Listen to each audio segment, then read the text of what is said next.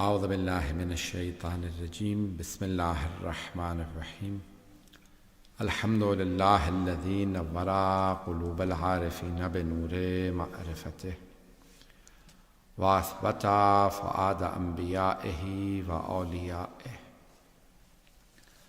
بقصص الانبیاء والمرسلین وأكمل إيمان المسلمين والمؤمنين بولاية علي أمير المؤمنين عليه السلام.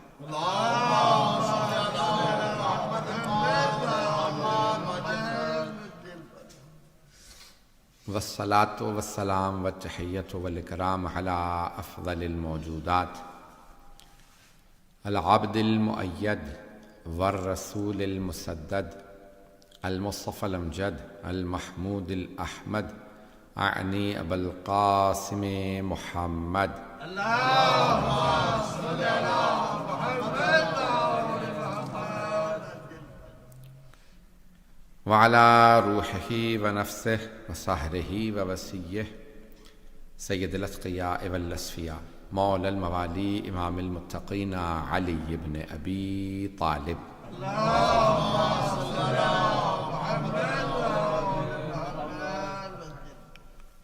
وعلى أوصيائه لا سيما بقية الله في الأرضين روحي وأرواح العالمين لتراب مقدمه الفداء واللعنة الدائمة على أعدائهم أجمعين من الآن إلى قيام يوم الدين. أما بعد فقد قال الله الحكيم في كتابه الكريم بسم الله الرحمن الرحيم قد أفلح المؤمنون الذين هم في صلاتهم خاشعون الذين هم عن اللغو معرضون والذين هم للزكاة فاعلون. صدق الله العلي العظيم. صلى الله عليه وسلم.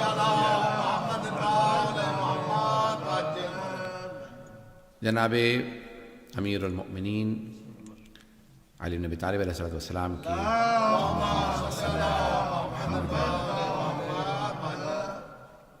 سلسلہ مجالس ہیں، سلسلے کی دوسری مجلس ہے، اور میں نے جو موضوع لیا ہے، بلکہ آپ لوگوں نے جو موضوع دیا ہے کہ صفات مؤمنین، اور میں نے سورہ مؤمنون کی ابتدائی یہ چند آیات کی تلاوت کی تھی، اس کا شرف حاصل کیا، اسی کو عنوان قرار دیا قد افلح المؤمنون، بے شک کہ مؤمن ہی فلاح پانے والے. بسم اللہ سید. فلاح کامیابی مؤمنین کے لیے ہے، اور سوائے مؤمن کے کسی کو کوئی کامیابی نہیں. اللہ نے کامیابی مؤمنین کے لیے لکھی ہے. اور لفظ فلاح قرآن کریم میں آیا، میں نے کل عرض کیا تھا فلاح و فوز کا فرق، کہ فوز بھی کامیابی ہے. عربی میں بہت سے الفاظ ہیں، نجح بھی کامیابی ہے، فوز بھی کامیابی ہے، فلاح بھی کامیابی ہے.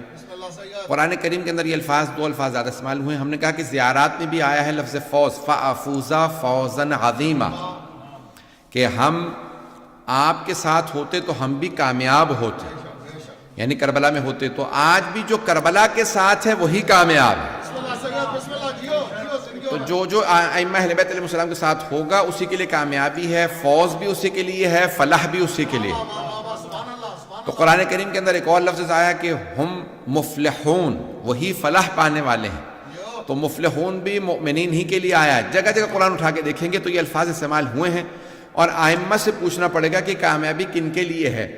تو میں نے کل جہاں پہ بات کو روکا تھا وہیں سے بات کو آگے بڑھاتے ہوئے کہ سرور کائنات صلی اللہ علیہ وآلہ وسلم نے فرمایا،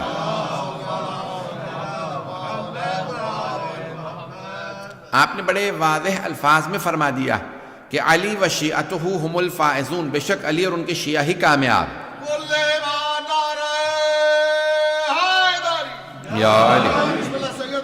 اور جناب سرور کائنات، میں نے جہاں بات کو روکا تھا میں نے پھر اس کی توضیح تھوڑی سی کر دی تھی، اس کے بعد میں نے کہا تھا میں یہاں سے بات کو جاری رکھوں گا کہ پیغمبر اسلام نے جب فرمایا تو صحابہ کے مجمع میں فرمایا، اور صحابہ کے مجمع میں سرور کائنات نے فرمایا کہ علی و شیعتہ ہم الفائزون، بے شک کہ علی اور ان کے شیعہ ہی کامیاب ہیں.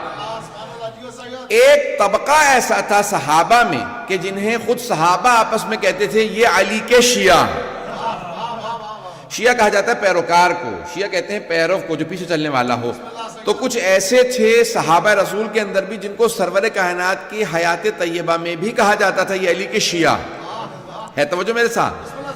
تو کچھ ایسے صحابہ جن کو مولا امیر کی زندگی میں یعنی پیغمبر اسلام کے سامنے، یہ ایسی بات ہے کہ شیعہ بعد میں بنے ہیں، کہ بہت سے کہتے ہیں جتنے فرقے بنے ہیں پیغمبر کے بعد بنے ہیں، توجہ ہو میرے ساتھ، تو بہت سے لوگ کہتے ہیں پیغمبر اسلام کے بعد فرقے بنے ہیں، نہیں، کچھ ایسا گروہ تھا جو سرور کائنات کے سامنے بھی شیعہ کہلاتا تھا، انہیں دوسرے صحابہ کہتے تھے یہ شیعہ ہیں، اور سرور کائنات نے انہی کو دیکھنے کے بعد فرمایا تھا علی وشیعتہ ہم الفائزون، بے شک علی اور ان کے شیعہ ہی کامیاب ہیں۔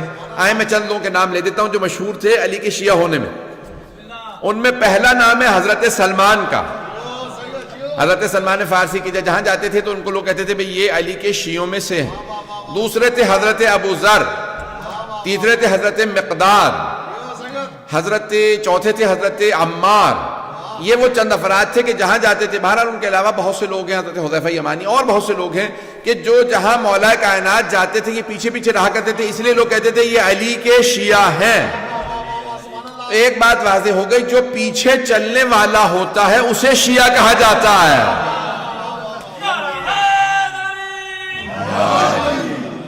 جو پیچھے چلتا ہے اسے شیعہ کہا جاتا ہے، جو آگے بڑھ بڑھ کے ٹوکے روکے اسے شیعہ نہیں کہا جاتا۔ اب کچھ اور نہ کہلوائیے گا، میں اشارہ کر کے آگے بڑھ رہا ہوں۔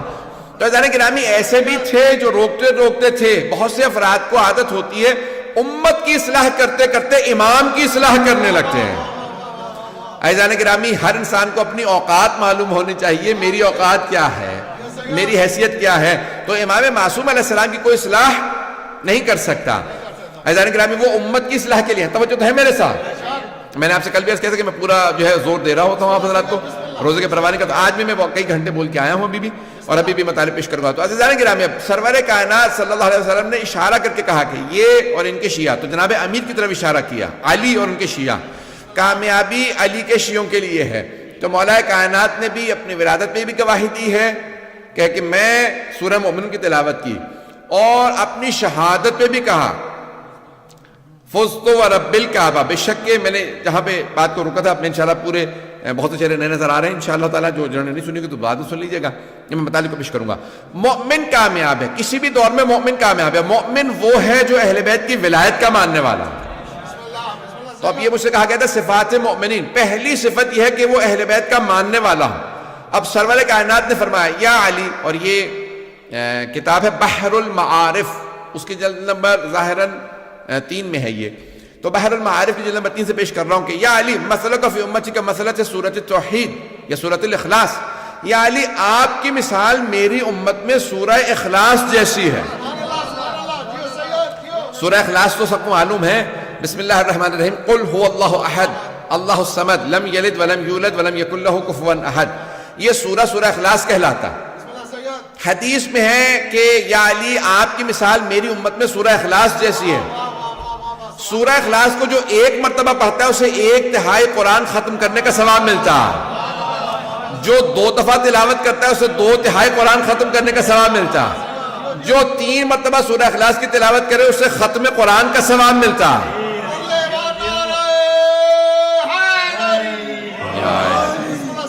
نہیں ابھی مجمع نہیں ہے سارا میرے ساتھ، تو یا علی بھئی پیغمبر اسلام فرما رہے یا علی آپ کی مثال میری امت میں سورہ اخلاص کی مثال ہے، سورہ اخلاص کو 3 دفعہ جو پڑھے اسے پورا قرآن ختم کرنے کا ثواب ملتا ہے۔ توجہ، اب پیغمبر اسلام وضاحت کر رہے ہیں یا علی جو آپ کو زبان سے مانے اس کا 1/3 ایمان مکمل، جو زبان سے بھی مانے دل سے بھی مانے اس کا 2/3 ایمان مکمل، جو زبان سے مانے دل سے مانے اور پورے جسم سے آپ کے ساتھ رہے۔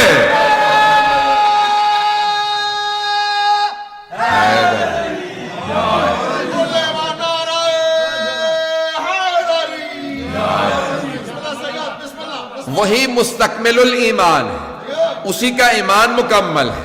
تو عزیزان گرامی مومن وہ ہے کہ جو صرف زبان سے نہ مانے، دل سے بھی مانے اور پورے بدن سے مولا کے پیچھے چلتا رہے، پوری طرح سے مولا کی پیروی کرے۔ تو مومن وہ ہے کہ جو ہر طرح سے اپنے آپ کو تسلیم سمجھے مولا کائنات کے سامنے۔ تو پہلی شرط ہے مومن کے لیے ایمان، اور صرف اللہ پہ نہیں، اس کے رسول پہ صرف ایمان کافی نہیں، قرآن پہ کافی نہیں، بلکہ ولایت علی پہ ایمان۔ ولایت محمد و آل محمد پہ ایمان، ولایت اہل بیت پہ ایمان. جو ایمان رکھتا ہے وہی مستکمل الایمان. عزیزان گرامی بہت سے ایسے تھے کہ جو صرف زبانی کلامی مانتے تھے. عزیزان گرامی زبانی کلامی ماننا کافی نہیں ہے. زبانی مان لینا کافی اگر ہوتا تو بہت سے ہم یعنی سارے مسلمان پھر ولایت علی کے معتقد ہیں. تو زبان سے کیونکہ سب کے سب مانتے ہیں کہ ہم اہل بیت کو مانتے ہیں. عزیزان گرامی یہ کہنا کافی نہیں ہے بلکہ دل سے ماننا بہت ضروری ہے. میں نے چند دن پہلے ایک جملہ پیش کیا تھا، بلکہ شاید یہ اس ماہ رمضان کی بات نہیں کسی اور موقع پہ پیش کیا تھا. میں اس کو تھوڑا سا اشارہ کر کے آگے بڑھوں گا. توجہ ہے میرے ساتھ؟ عزیزان گرامی یہ میں جملہ پیش کر رہا ہوں دوبارہ. بہت سے افراد کہتے ہیں کہ نہیں ہم اہل بیت کو مانتے ہیں. آپ کیوں کہتے ہیں کہ صرف شیعہ اہل بیت کو مانتے ہیں؟ ہم کہتے ہیں کہ ہم اہل بیت کو مانتے ہیں تو کہتے ہیں نہیں ہم بھی مانتے ہیں. اہل سنت بھی ہے وہ کہتے ہیں ہم مانتے ہیں. عزیزان گرامی فرق کیا ہے ان کے ماننے میں ہمارے ماننے میں؟ مجھے معلوم ہے کہ بعض کا اہل سنت بھی آتے ہیں اور مجھے یہ پورا یقین ہے کہ میرے برادر اہل سنت سن رہے ہیں. تو اب یہ مجھے پورا یقین ہے کہ سن رہے ہیں. تو عزیزان گرامی فرق کیا ہے ان کے ماننے میں ہمارے ماننے میں؟ تو اب میں فرق کو پیش کر رہا ہوں. وہ کہتے ہیں ہم مانتے ہیں تو آپ بھی کہتے ہیں کہ صرف آپ مانتے ہیں یعنی اہل بیت کے ماننے والے صرف شیعہ ہیں. کیا فرق ہے ہمارے ماننے میں اور ان کے ماننے میں؟ میں ان کو ان کی زبان میں سمجھانا چاہتا ہوں. اگر کوئی کہے میں اللہ کو مانتا ہوں لیکن جتنے بت ہیں میں انہیں بھی مانتا ہوں،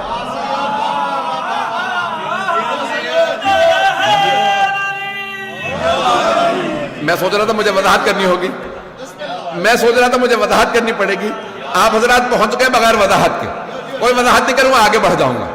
عزیزان گرامی بہت سے کہتے ہیں کہ میں اللہ کو مانتا ہوں لیکن جتنے بت ہیں انہیں بھی مانتا ہوں. کیا ایسے کی توحید قبول ہے؟ ایسے کی توحید قبول نہیں ہے کیونکہ وہ خدا کے ساتھ اس کے جو شریک ہے انہیں بھی مانتا ہے. توحید اس کی قبول ہے جو خدا ہی کو مانتا ہو. عزیزان گرامی دوسرا سوال میرا آپ سے، اگر کوئی کہے میں رسول خدا کو مانتا ہوں لیکن جتنے جھوٹے نبوت کے دعوے ہیں مسیلمہ کذاب سے لے کے آج تک، بہت سو کے نام لینا مشکل ہو جاتا ہے تو جیسے مثال کے طور پہ کسی اور بہت سے لوگوں نے دعویٰ کیا میں بھی نبی میں بھی نبی میں بھی نبی. بات واضح ہو رہی ہے. کوئی آدمی کہ میں رسول خدا کو مانتا ہوں لیکن جتنے جھوٹے نبوت کے دعوے تھے انہیں بھی مانتا ہوں. کیا ایسے کی نبوت کا عقیدہ قبول ہے؟ نہیں قبول. کیوں؟ کیونکہ رسول خدا خاتم النبیین ہے. اگر بات واضح ہو رہی ہو. اب اگر کوئی کہے میں اہل بیت کو مانتا ہوں، میں علی کو مانتا ہوں، حسن کو مانتا ہوں، حسین کو مانتا ہوں لیکن ان کے دشمنوں کو بھی مانتا ہوں، کیا ایسے کی امامت و ولایت کا عقیدہ قبول ہے؟ جب تک کہ دشمنوں سے بیزاری کا اعلان نہ کرو تب تک بات واضح ہو.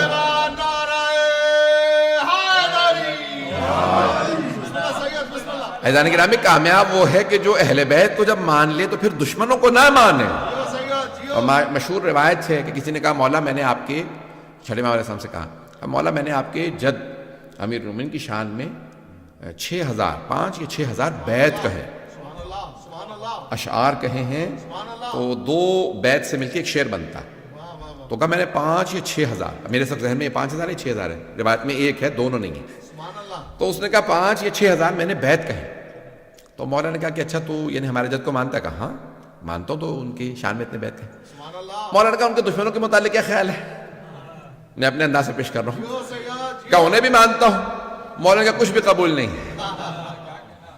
تو کہا اچھا پھر کہا ان کا انکار کر. کہا اچھا انکار کرتا ہوں. امام نے کہا ایک شعر کہے. اس نے ایک شعر کہا. مولا نے کہا یہ تیرا ایک شعر ان 5,000 ابیات سے افضل ہے جب تو دشمنوں سے بیزاری کرے. بات پہنچ رہی ہے عزیزان گرامی؟ عزیزان گرامی یہ کافی نہیں ہے کہ ایک آدمی کہتے میں اہل بیت کو مانتا ہوں اور زبانی جمع خرچ جو ہے وہ فوراً لے کے احسان جتلانے لگے میں اہل بیت کو مانتا تو ہوں. عزیزان گرامی ماننے کے لیے ضروری یہ ہے کہ پہلے دشمنوں سے اعلان انسان بیزاری کرے. وَإِلَّا انسان کا عقیدہ ولایت و توحید یہ عقیدہ امامت قبول. میں بھی پڑھنے والا ہوں اگر چلتے رہیے گا. مجھے اندازہ ہے کہ آج نوحہ خان بھی کافی موجود ہے تو اس لیے جو ہے میں انشاءاللہ وقت پہ تمام کروں گا. کل بھی میں انشاءاللہ میں نے وقت پہ تمام کیا تھا تو چلتے رہیے گا میرے ساتھ. عزیزان گرامی آج بھی اگر کوئی عقیدہ امامت رکھتا ہو ولایت رکھتا ہو جب تک کہ دشمنوں سے اعلان بیزاری نہ کرے تب تک اس کا عقیدہ قبول نہیں. دوسری بات عقیدے کے اندر یہ انسان کے لیے بہت ضروری ہوتا ہے کہ انسان جس پہ اعتقاد رکھتا ہو یہ میرا امام ہے یہ میرا مولا ہے انسان اس سے کبھی بھی کوئی سمجھوتا نہیں کرتا، جو کہہ دیا وہ تسلیم ہے۔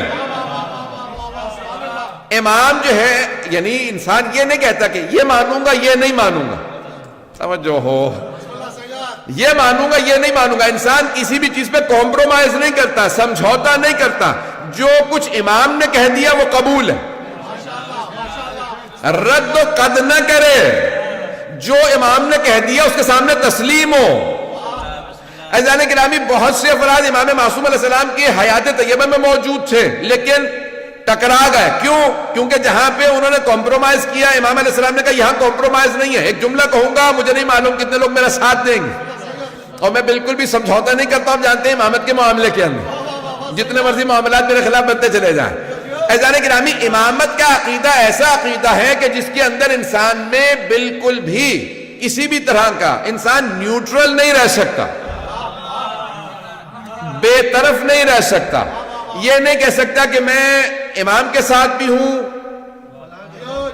اور کسی اور کے ساتھ بھی ہوں، یا امام کے ساتھ ہو یا نہیں ہو۔ امام علیہ السلام نے اجازت نہیں دی ہے، میں نے چند دن پہلے جو وعدہ کیا تھا میں اس کو ذرا مکمل کر دوں گا، آج میں نے وہاں پہ مکمل نہیں کیا تھا۔ عزیزان گرامی، مولا کے اگر آپ دیکھیں تو حکمیت کا معاملہ، حکمیت ذہنوں میں ہے نا، ایک ہوتا ہے قاضی، ایک ہوتا ہے حکم۔ حکم یعنی آربیٹریٹر، میں نے اسے نرس کیا تھا۔ جنگ ہوئی مولا کی صفین، اور معاویہ کے ساتھ جنگ ہوئی، اور اس کے بعد، اور نام میں جو ہے وہ لوگوں کی تاریخ ہے، میں کوئی ایسی بات نہیں کر رہا ہوں، تو اس لیے معاویہ کے ساتھ جنگ ہوئی، 1.5 سال سے زیادہ جنگ جاری رہی، اور جنگ جب ختم ہوئی تو کہاں پہ ختم ہوئی؟ حکمیت کے معاملے کہ جہاں جناب مالک اشتر بلایا گیا ان کو، اور پھر آپ کی ہی جو فوج سے لوگ بغاوت کر گئے جن کو خوارج کہا جاتا ہے، خوارج، انہوں نے کہا کہ ہم جو ہے وہ یہ جنگ نہیں کرتے، کیونکہ سامنے انہوں نے قرآن اٹھا لی ہے نیزوں پہ۔ آج بھی بہت سے افراد صرف قرآن قرآن قرآن دکھا رہے ہیں اور کہتے ہیں کہ میں اہل بیت کو نہیں مانتے۔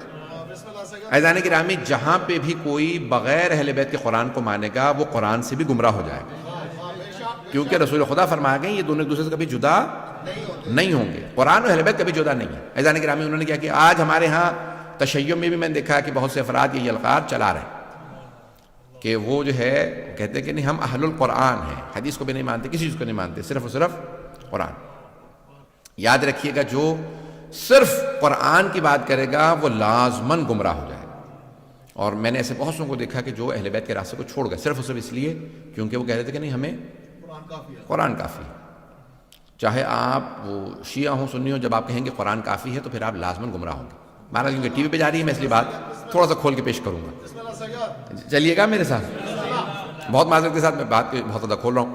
عزیزان گرامی، اب یہ جناب امیر علیہ السلام کے سامنے ہوا معاملہ، انہوں نے قرآن اٹھایا، مولا نے کہا بھئی یہ قرآن لے لو، یہ جو دکھا رہے ہیں اس کا واسطہ دے رہے ہیں، جنگ جاری رکھو۔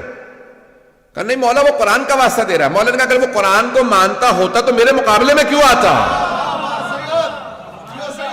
اور مولا نے یہ جملہ فرمایا، کہا ھذا قرآن صامت وانا القرآن الناطق، یہ خاموش قرآن ہے، میں بولتا ہوا قرآن ہوں۔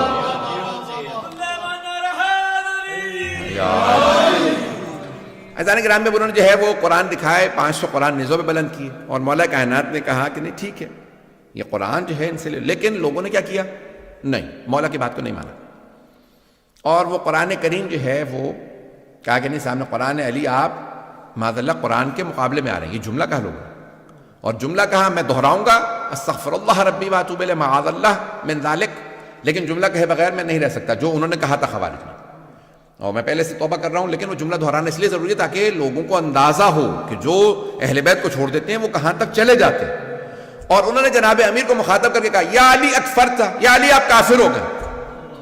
آج بہت سے لوگ کہتے تھے بھی شیعوں کو کافر کہہ رہے ہیں، ابے وہ ہمارے مولا کو بھی کافر کہہ رہے تھے، وہ کہہ رہے تھے یا علی اکفرت، یا علی آپ کافر ہو گئے، اپنے قرآن سامنے موجود ہے اور آپ نہیں مان رہے، یہ انہوں نے کہا۔ عزیزان گرامی، اب جناب امیر علیہ السلام نے اس وقت پھر جدائی اختیار کی، وہ لوگ الگ ہو گئے، اور انہوں نے خوارج نے مولا کے خلاف اعلان جنگ کر دیا۔ جب آپ کہہ رہے ہیں کہ یہ کافر ہیں تو وہ کیا کریں گے؟ کہا کہ ہم علی کے خلاف جہاد کریں گے۔ آپ نے کبھی زیارات پڑھی ہیں؟ آرام سے سن لیجیے گا، زیارات اس وقت میرے سامنے نظر نہیں آ رہی، زیارت میں آپ زیارت واسطہ جملہ پڑھتے ہیں کہ کن پہ لعنت ہو؟ کہ امام حسین کے قتل میں آئے، جنہوں کے خلاف جاہدت الحسین. کبھی آپ نے غور کیا؟ جنہوں نے مولا حسین کے خلاف جہاد کیا ان پہ لعنت ہو. کون فرما رہے ہیں؟ چھٹے امام علیہ السلام. والذین جاہدت الحسین، جنہوں نے امام حسین کے خلاف جہاد کیا. کون؟ یعنی وہ یہ کہہ رہے تھے کہ جو ہم امام حسین کے خلاف لڑ رہے ہیں یہ جہاد ہے. جہاد عبادت ہے. نہیں ہے مجمع میرے ساتھ؟ جہاد عبادت ہے یا نہیں ہے؟ فروع دین میں چھٹے نمبر پہ جہاد ہے. پہلے ہے نماز، روزہ، حج، زکوٰۃ، خمس، جہاد. فروع دین میں واجب عبادت سمجھتے ہوئے قربتاً اللہ کی نیت سے کر سکتے ہیں. نماز اگر قربتاً اللہ نہ ہو تو قبول نہیں. روزہ قربتاً اللہ نہ ہو قبول نہیں. حج قربتاً اللہ نہ ہو قبول نہیں. خمس و زکوٰۃ قربتاً اللہ نہ ہو قبول. جہاد قربتاً اللہ نہ ہو قبول نہیں. پتہ نہیں مجمع ہے یا نہیں؟ اب وہ کہہ رہے تھے ہم جہاد کر رہے ہیں. جہاد کا مطلب ہوتا ہے یعنی ہم اللہ کی خاطر لڑنے آئے ہیں. پتہ نہیں لوگ ہیں یا نہیں؟ جو لوگ اہل بیت کو چھوڑ دیں، صرف قرآن قرآن قرآن کریں، وہ اہل بیت کے خلاف لڑیں گے اور سمجھیں گے جہاد ہو رہا ہے. چھٹے امام فرماتے ہیں جو حسین کے خلاف لڑے اور کہے یہ جہاد ہے اس پہ لعنت ہو. پتہ نہیں مجمع ہے یا نہیں ہے؟ بات پہنچ رہی ہے؟ یہ آج داعش کو دیکھ کے تعجب نہ کریں. آج طالبان کو یہ جو کہتے ہیں کہ ہم جا کے حرم گرا دیں گے، عزیزان گرامی یہ نیا موضوع نہیں ہے. میں تلخ باتیں کہہ رہا ہوں معذرت کے ساتھ. عزیزان گرامی آج بھی اگر ایسے ہوں کہ کہیں کہ ہمیں قرآن کافی ہے، وہ لازماً گمراہ ہوں گے، وہ لازماً اہل بیت کے مقابلے میں آ جائیں. اور انہوں نے کیا جناب امیر کے خلاف؟ میں نے کل فضائل سنایا تھا، لیکن آج بھی میں جو فضائل پیش کر رہا ہوں تھوڑے سے مختلف اینگل سے پیش کر رہا ہوں. جناب امیر کے خلاف انہوں نے بغاوت کا اعلان کر دیا اور نعرہ کیا بلند کیا؟ ان الحکم الا للہ. قرآن کی آیت، سورہ یوسف سے آیت لی اور کہا ان الحکم الا للہ. حکم، حاکم، حکومت کا حق صرف اللہ کو ہے. یعنی کیا مطلب؟ علی ہمیں حاکم قبول نہیں ہے. مولا سے کہا مولا وہ قرآن کی آیت پیش کر رہے ہیں آپ کے خلاف. ایسے سے بھی لوگ تھے بیچارے کہ مولا سے سوال کا جواب لینے آ رہے ہیں، مولا وہ آیت پڑھ رہے ہیں. تو مولا نے کیا فرمایا؟ کلمۃ حق یراد بہا الباطل. کلمہ حق بلند کر رہے ہیں لیکن مراد باطل لے رہے ہیں. قرآن حق ہے.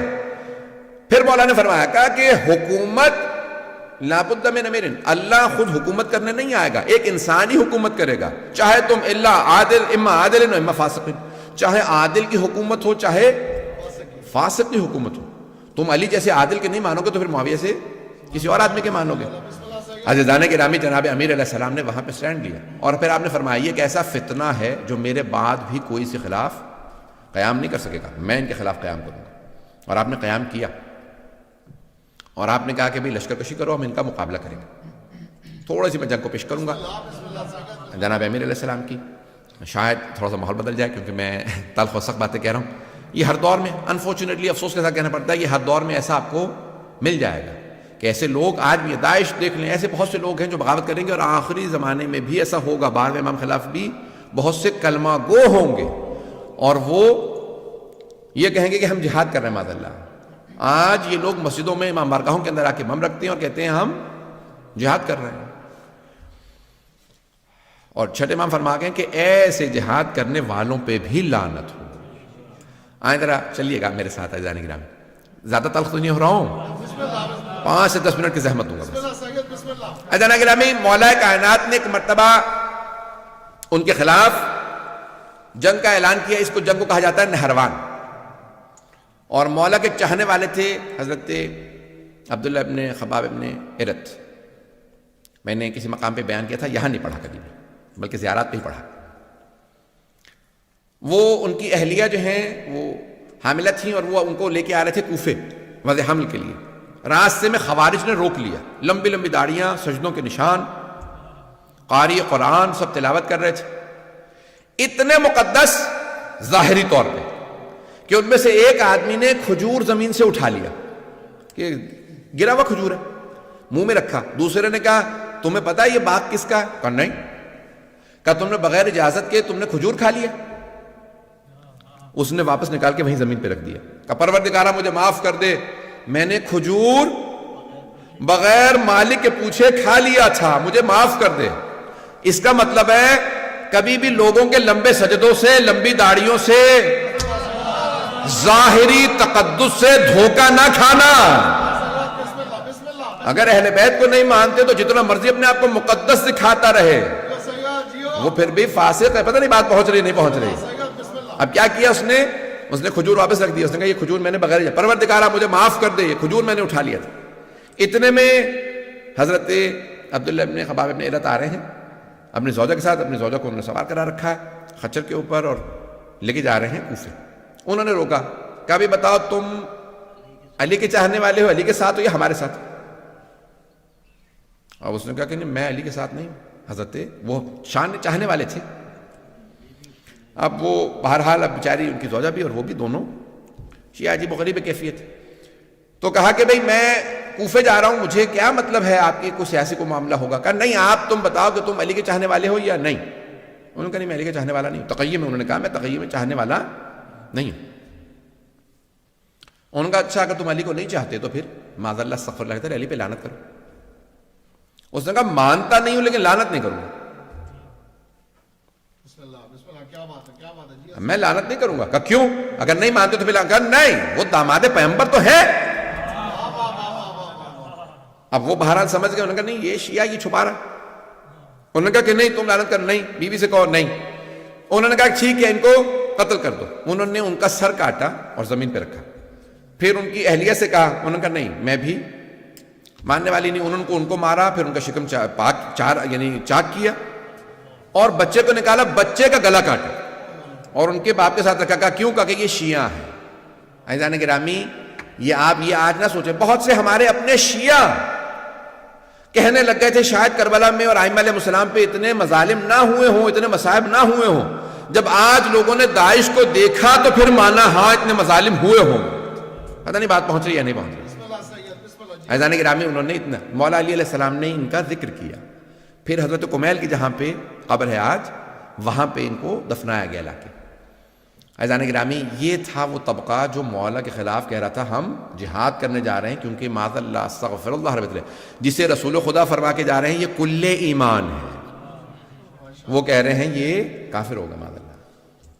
یہ بتانا کیوں ضروری ہے؟ تاکہ آپ لوگ اویئر رہیں کہ تاریخ اتنی تلخ ہے اور آپ کو پتہ ہو کہ ہم اگر کسی پہ تبرہ کر رہے ہیں یا ہمارے بہت سے برادر ہیں سن رہے ہیں تو وہ پوچھتے ہیں کہ نہیں کیوں آج اب گزر گیا معاملہ، تلک امت قد خلت۔ ایک صاحب نے مجھے آیت بھی سنائی، انہوں نے کہا میں حافظ قرآن ہوں مولانا، میں آپ کو بہت زیادہ شوق سے سنتا ہوں، تو انہوں نے مجھے آیت سنائی بیچارے نے، بڑی محبت میں سنائی، میں بھی سن رہے ہوں گے ابھی بھی سن رہے ہوں گے، میں یعنی مجھے ان سے کوئی دشمنی نہیں ہے۔ تو ان کا آیت ہے تلک امت قد خلت لہا ما کسبت ولکم ما کسبتم، وہ ایک امت تھی وہ خلق کی گئی، ان کا حساب ان کے ساتھ، آپ کا حساب آپ کے ساتھ، ان کو بھلا دیں۔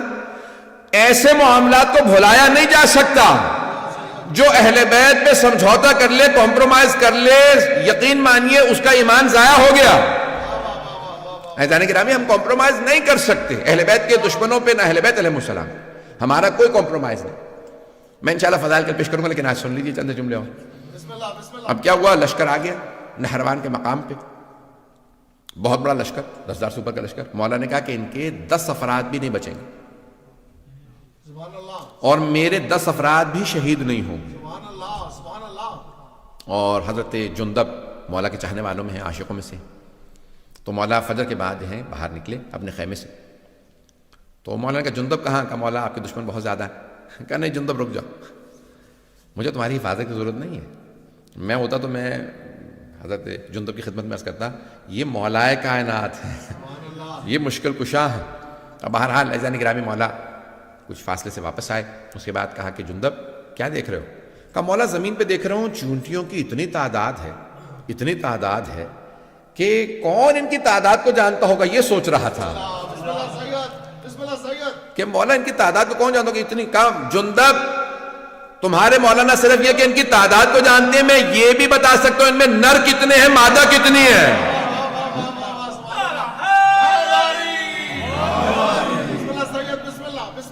معذرت کے ساتھ کئی مرتبہ چیزیں ہو جاتی تو انسان کا موڈ ویسا بنتا ہے، اس حساب سے انسان پیش کرتا ہے مطالب کو۔ تو آج میں نے تلخ انداز سے پیش کیا، انشاءاللہ کل میں فضائل کے انداز سے پیش کر دوں گا۔ عزیزان گرامی مولا کائنات کی پھر ایک مرتبہ جنگ شروع ہوئی اور مولا نے بتایا کہ کتنے لوگ آ رہے ہیں، اور جناب جندب کو کہا کہ جندب یہ جو پہاڑ دیکھ رہے ہو سامنے، اس کے پیچھے ایک لشکر آ رہا ہے، وہ بھی آئیں گے، حملہ کریں گے، وہی خوارج ہیں، وہی نہروان کے اس مقام پہ آئیں گے، مجھ سے بھی مقابلہ کریں گے، اور ان میں سے 7 افراد فرار کریں گے، 3 افراد کے ساتھ بھاگ جائیں گے۔ انہی میں سے فرار کرنے والوں میں سے ایک کا نام تھا عبد الرحمن ابن ملجم، جس کو یعنی ہمارے ہاں کہا جاتا ہے کہ جس قدر یعنی سب سے شقی القلب کہا ہے رسول خدا نے اس آدمی کے لیے، کہ کربلا میں بھی آنے والوں سے زیادہ پتھر دل انسان یہ ہے، شمر سے زیادہ ملعون ابن ملجم، اور کہا جاتا ہے کہ اس کا نام لے کر کے جتنی ہو سکے لعنت کرنا اس کا بے انتہا ثواب۔ تو عبد الرحمن ابن ملجم، میں اس کی بھی تھوڑا سا تاریخ پڑھنا چاہ رہا تھا لیکن اب شاید آج پیش نہ کروں، مجھے اندازہ ہے کہ بہت سی باتیں میں نے تل کہیں اور میں کہوں گا آئندہ بھی 3 مجالس کے اندر۔ عزیزان گرامی، مولا نے پھر جنگ کی، اور مولا جو ہیں وہ عام طور سے زمین پہ کھڑے ہو کے جنگ کرتے تھے، جو آئے مقابلہ کرے، جو مارا جائے مارا جائے، جو بھاگ جائے بھاگ جائے۔ واحد جنگ ہے جہاں پہ مولا نے فرمایا، کہا اس میدان سے کسی کو بھاگنے نہ دینا۔ یہ صفین کے لیے اور نہروان کے لیے لوگوں نے کہا کہ مولا نے صرف ان کے لیے کہا اس میدان سے جو بھاگے اسے بھاگنے نہ دینا، اسے پیچھے اس کے مقابلہ کرنے کے لیے جانا اور اس کو وہاں مار دینا۔ کہا مولا کیوں؟ جمل میں آپ نے کہا جو بھاگتا ہے بھاگ جائے، لیکن یہاں پہ آپ فرما رہے ہیں کہ جو بھاگتا ہے اسے بھاگنے بھی نہ دو۔ کہا جمل میں لوگ ماں کا نام سن کے دھوکہ کھا کے آ گئے تھے، پتہ نہیں لوگ ہیں یا نہیں ہیں، سوچ رہے تھے شاید ماں صحیح ہو اس لیے دھوکہ کھا کے آئے تھے، انہیں نہیں پتا علی حق ہے، پتہ نہیں مجمع ہے یا نہیں۔ کہ اس لیے میں نے وہاں پہ کہا تھا جو بھاگے بھاگنے دو، دھوکہ کھا کے آئے، وہاں مسلمان تھے دھوکہ کھا کے آ گئے تھے، یہاں یہ منافق ہے، کافر ہے، اسلام کا لبادہ اوڑھ رکھا، کہ کوئی بھاگے اسے بھاگنے نہ دینا۔ مولا نے ایک مرتبہ ذوالفقار کھینچی، اللہ اکبر کی صدا دی، گھوڑے کو ایڑ لگائی، مولا صفوں سے اپنے گھوڑے کو دوڑاتے رہتے تھے، جہاں سے گزرتے تھے سر ہی سر نظر آتے تھے۔ کسی نے سوال کیا یا علی تلوار چل نہیں رہی، سر پہ سر گر رہے ہیں؟ میں اپنے انداز سے جواب دے رہا ہوں، مولا کہیں گے میں ذوالفقار کو روک رہا ہوں، رک نہیں رہی ہے۔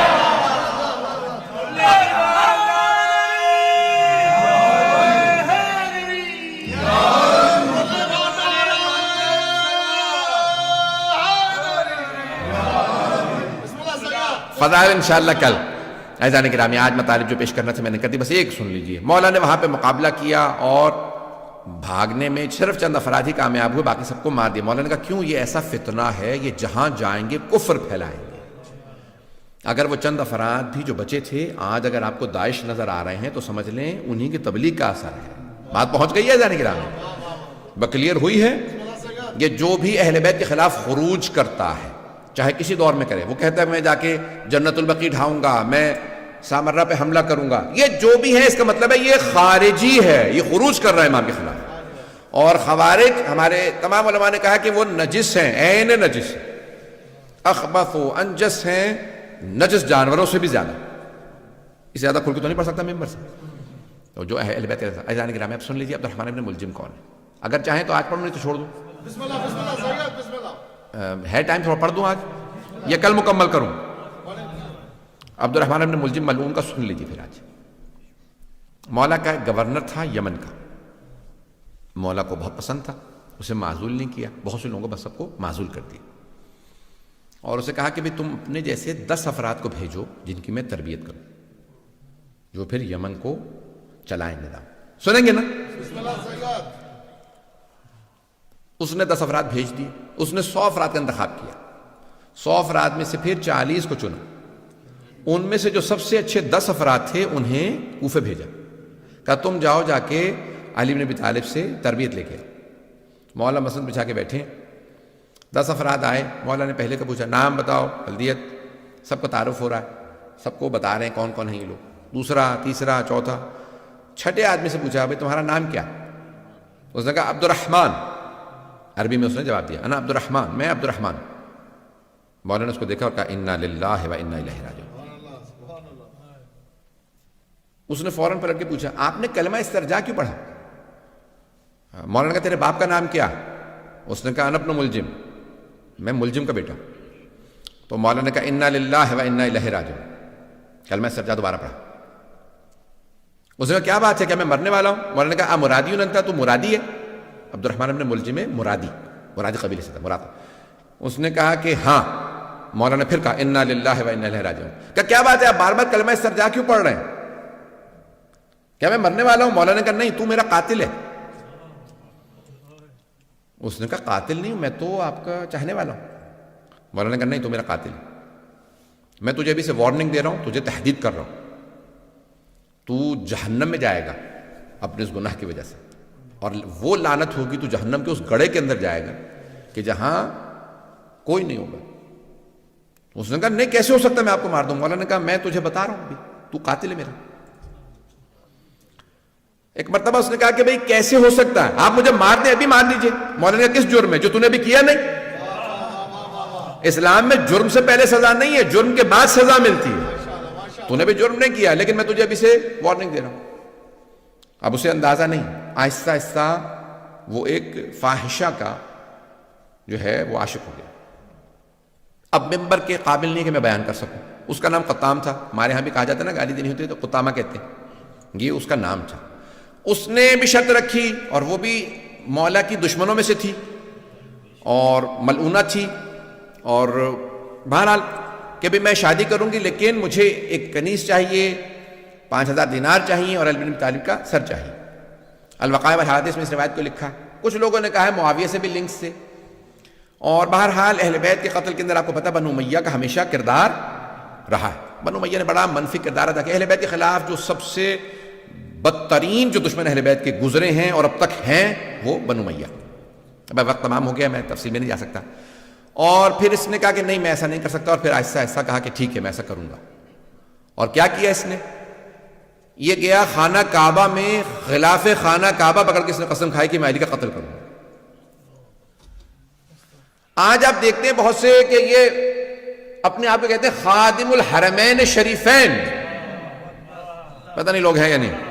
بہت سے لوگ دھوکہ کھا جاتے ہیں، وہ حرم کے خادم ہیں اور آپ ان کو برا کہہ رہے ہیں۔ بھئی ہم آپ کو تاریخ میں ایسے بہت سے کردار پیش کر سکتے ہیں جو خانہ کعبہ کا غلاف پکڑ کے قسم کھاتے ہیں کہ میں رسول خدا کے بھائی علی بن ابی طالب کا قتل کروں گا۔ یہ میں کیوں پیش کر رہا ہوں؟ یہ قابل توجہ باتیں، آج یہ قابل غور ہیں۔ یہ آج دھوکہ نہ کھائیں لوگوں کے بڑے بڑے ٹائٹلوں سے، اتنے بڑے بڑے انہوں نے اپنے آپ کو ٹائٹل دے رکھے۔ میں حرمین کا، مکہ مدینہ کا خادم ہوں، جنت البقیع ڈھا دے تب بھی لوگ ان کو لعنت نہیں کرتے۔ رسول خدا کی بیٹی کا حرم گرا دیں، لوگ کہتے ہیں کہ لعنت نہیں کر سکتے۔ آپ سوچ سکتے ہیں کوئی آدمی؟ 4 معصوم اماموں کی قبریں ڈھا دی۔ ازواج رسول کے ماننے والے کہاں ہیں آج، جو کہتے ہیں امہات المومنین کو مانتے ہیں؟ 9 امہات المومنین کی قبریں ڈھا دی۔ کوئی بولنے کے لیے تیار نہیں، کہتے ہیں نہیں لعنت نہیں کریں، حرمین کے خادم ہیں، مکہ مدینہ کے خادم ہیں۔ یہ آل سعود کا کردار ہے آپ کے سامنے۔ میں بہت معذرت، بہت تلخ میں نے پیش کیا، مکمل کر رہا، ختم تمام۔ عزیزان گرامی، اس نے کیا کہا؟ اس نے کہا میں کیا کروں گا؟ حرم میں خانہ کعبہ کا پردہ غلاف پکڑ کے قسم کھائی میں علی کا قتل کروں۔ کب؟ شب قدر میں۔ کہاں پہ؟ مسجد کے اندر، مقدس جگہ پہ، مقدس رات میں مقدس ترین ہستی کا قتل کرنے آ رہا ہے۔ کیا سمجھ کے؟ عبادت سمجھ کے۔ کیا اس زمانے میں ایسے لوگوں پہ لعنت تھی تو آج ایسے لوگوں پہ لعنت نہیں؟ پتہ نہیں میں نے پیش کیا یا نہیں پیش کیا۔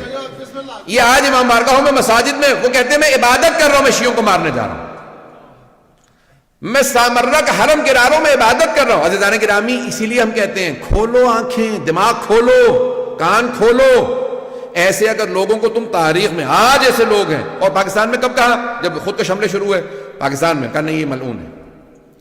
عزیزان گرامی، اگر پاکستان میں حملہ ہو تو ملعون ہے، دوسرے ملکوں کے اندر حملہ ہو تو ملعون نہیں ہے، عراق میں حملہ ہو تو ملعون نہیں ہے، شام میں جناب زینب کے حرم پہ حملہ کرے تو ملعون نہیں ہے ایسے لوگ، اور اگر تاریخ میں علی پہ حملہ کرے تو ایسے آدمی ملعون نہیں ہے۔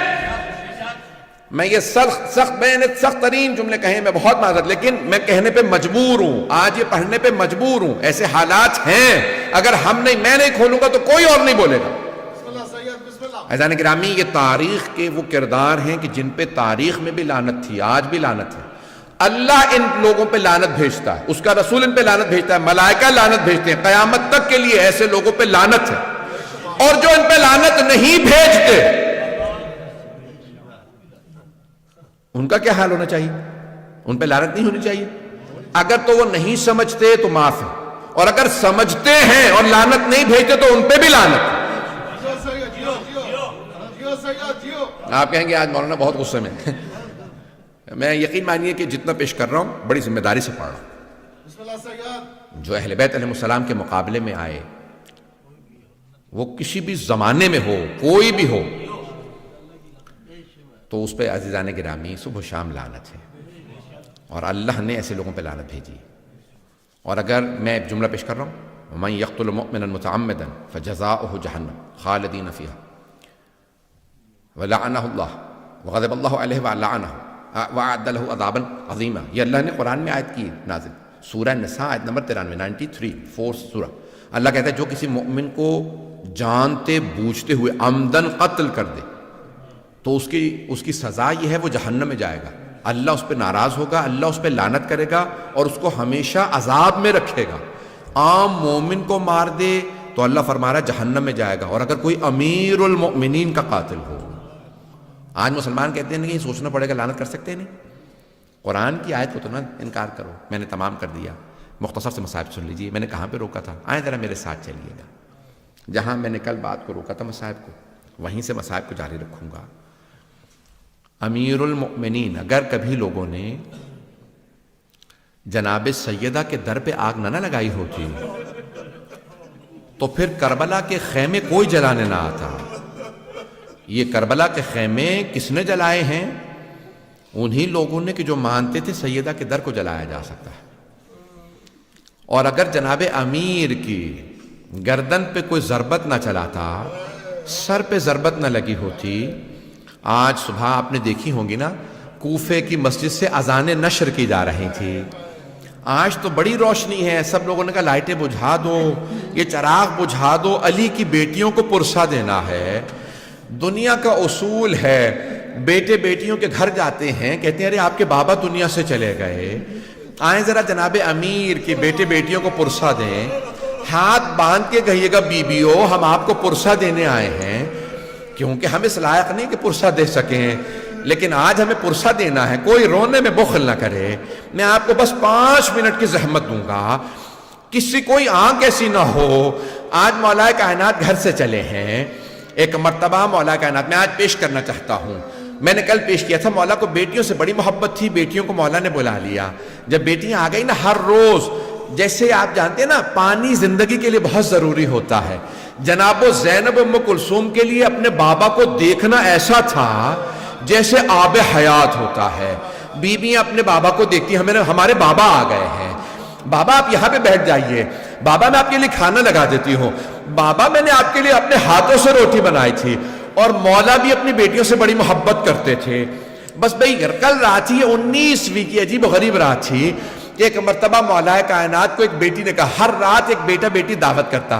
پہلے دن مولا حسن نے کہا بابا آج میرے ساتھ افطار کر لیجئے، دوسرے دن مولا حسین نے کہا بابا جان میرے پاس افطار کر لیجئے۔ ہر روز کوئی نہ کوئی بیٹا یا بیٹی کہہ دیتا ہے۔ آج ایک دن جناب ام کلثوم نے کہا بابا جان اگر میرے پاس افطار کر لیجئے۔ ہاں بیٹی میں آپ کے پاس افطار کروں گا۔ اب اگر بیٹی کوئی ایسی ہونا کہ جناب ام کلثوم جیسی، بابا جان میں آپ کے لیے خود اپنے ہاتھ سے روٹی بناؤں گی۔ روٹی کا اہتمام کیا، بی بی نے ساتھ میں دودھ یا دہی رکھ دیا، سرکہ رکھا، جیسے کھانا رکھا کہا بیٹی آپ جانتی ہیں نا آپ کے بابا کبھی 3 چیزوں سے افطار نہیں کرتے، میں 2 سے زیادہ کھانے استعمال نہیں کرتا۔ ایک مرتبہ جناب ام کلثوم نے سرکہ ہٹانا چاہا، کہا نہیں بیٹی یہ دہی ہے، یہ جو دودھ ہے یہ ہٹا لیجئے، میں خشک روٹی سرکے کے اندر رکھ کے کھا لوں گا۔ ایک مرتبہ جناب امیر نے پہلا لقمہ لیا، دوسرا لقمہ کیا، کہا بیٹی بس بہت ہے۔ کہا بابا جان کیا بات ہے آپ کھانا افطار کیوں نہیں کر رہے؟ کہا بیٹی میں خدا کی بارگاہ میں خالی پیٹ جانا چاہتا ہوں، شاید مولا کو پتا ہے میرے بیٹے پیاسے بھوکے ذبح کیے جائیں گے، کہ میں خدا کی بارگاہ میں خالی پیٹ جانا چاہتا ہوں، اجرکم اللہ، خالی پیٹ جانا چاہتا ہوں۔ ایک مرتبہ جناب ام کلثوم کے آنسو بہنے لگے، بابا خدا کی بارگاہ میں جانے کی باتیں کر رہے ہیں، اگر پردیس ہو زینب ام کلثوم جیسی بیٹیاں ہو، یہ پتہ چلے بابا جانے والے ہیں، بیٹیاں تڑپنے لگتی ہیں۔ جناب ام کلثوم نے بہنوں کو بتایا ہوگا، بابا فرما رہے میں خدا کی بارگاہ میں خالی پیٹ جانا چاہتا ہوں، اجرکم اللہ۔ ساری بیٹیاں تڑپنے لگی. میرے مولا نے آواز دی بیٹا حسن آپ بھائیوں کو لیجئے کوفے کے دروازوں کی حفاظت کریں. کہا بابا جیسا آپ کو حکم لیکن آج ہماری باری نہیں ہے. کہا بیٹا میں بھی جانتا ہوں لیکن چلے جائیے. جانتے ہیں کیوں؟ مولا نہیں چاہتے تھے کوئی بیٹوں کے سامنے باپ پہ تلوار اٹھائے. کوئی باپ نہیں چاہتا مجھے بیٹوں کے سامنے مارا جائے. میں ہاتھ جوڑ کے کہوں گا مولا ذرا کربلا کے دیکھے ایک چھوٹی سی بیٹی کے سامنے باپ کے گلے پہ خنجر چل رہا. اجرکم اللہ اجرکم اللہ.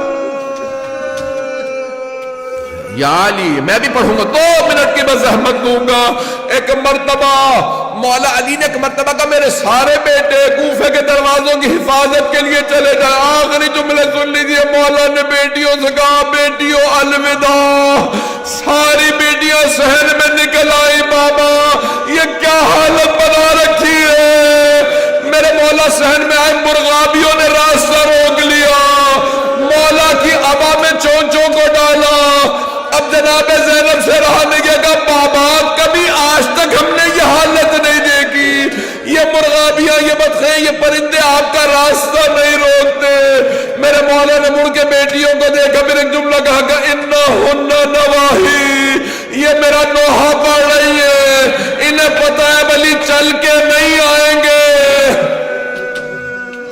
پرندوں کو پہلے پتہ چل جاتا ہے. ایک مرتبہ میرے مولا نے خدا حافظ کیا پھر ایک جملہ کہا زینب میرے بیٹوں سے کہنا انہیں اگر وقت پہ دانا پانی نہ دے سکے آزاد کر دے. میں ہاتھ جوڑ کے کہوں گا مولا آپ سے جانوروں پرندوں کا بھوکا پیاسا رہنا برداشت نہیں. انہیں بھوکا نہ رکھنا. مولا جب کربلا میں آپ کی پوتیوں نے رو کے کہا ہوگا دادا ہم پیاسے ہیں.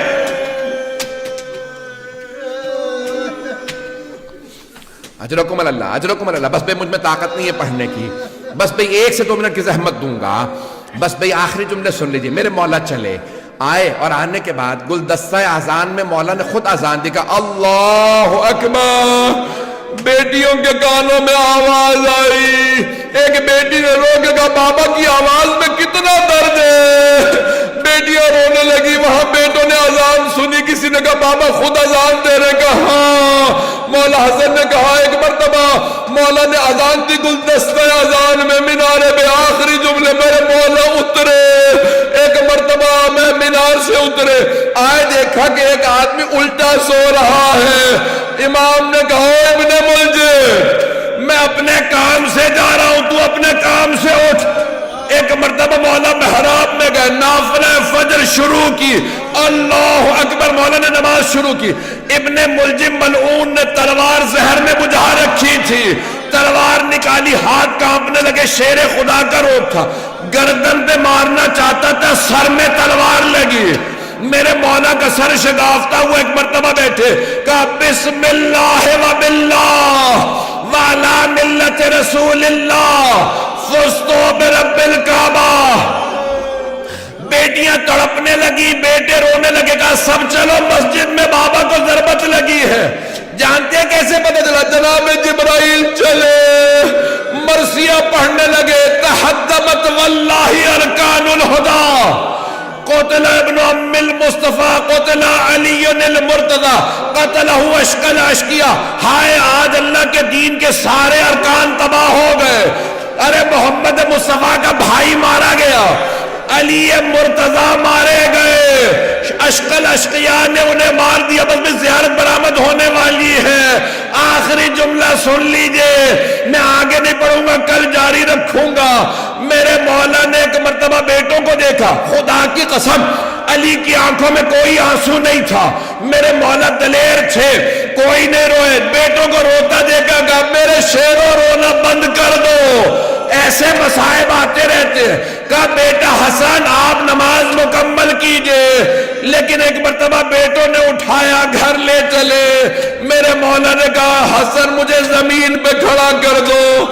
میں زینب کے سامنے بیٹا بیٹوں کے ہاتھوں پہ نہیں جانا چاہتا. میری بیٹیاں نہ سوچے بابا کو تکلیف ہے. اب تک مولا نہیں روئے، لیکن جیسے ہی دروازہ کھلا سامنے دیکھا مولا کی بیٹیاں ماتم کر رہی ہیں. ہائے بابا، ہائے بابا. میرے مولا رونے لگے، ہائے میری بیٹیاں. پردیس میں کبھی کوئی ایسے بھی روتا ہے؟ یا علی،